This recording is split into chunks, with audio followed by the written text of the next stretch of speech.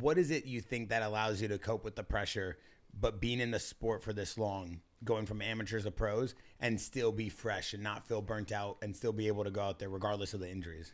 Yeah, I think being a professional athlete in any sport, like you have to learn how to deal with the pressure. You gotta learn how to manage that and, go perform and put that to the side. Like that's, at the end of the day, our Saturdays are our job. That's when you show up and do your job.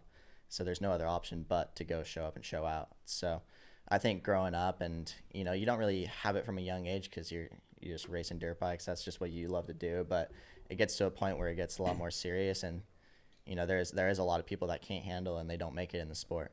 But I feel like me and a handful of other people, like you see it, like they shine through it and they fight through it and the adversity. And, it's just one of those things like you got to manage. And there's pressure with anything you do in life, like it's not just being a professional athlete. Like there's pressure, there's expectations to do whatever. So it's cool to see that you still keep it fun too. Cause like even when you're racing Supercross, like you would go ride some like woods races and stuff like that. Like you don't see a lot of dudes doing that. It seems like you really like riding, like even while you're in the middle of the season training, like you're still doing other stuff. Yeah. My dad really implemented that into my program when I was an amateur.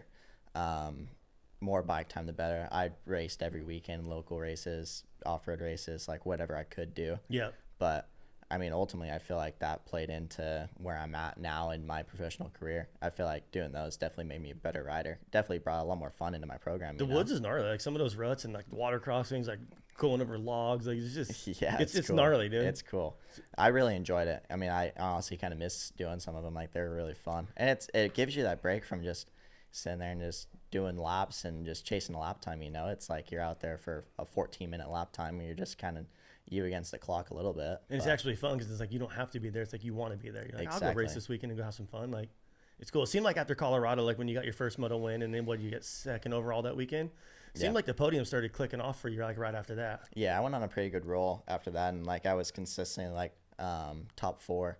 There was a couple races like I kept missing the podium, but like I tie just barely, yeah. But like, yeah, I started clicking them off. Got my first overall win last year, and at Redbud, right? At Redbud, that had to have been pretty good to get like your first overall at Redbud. So sick.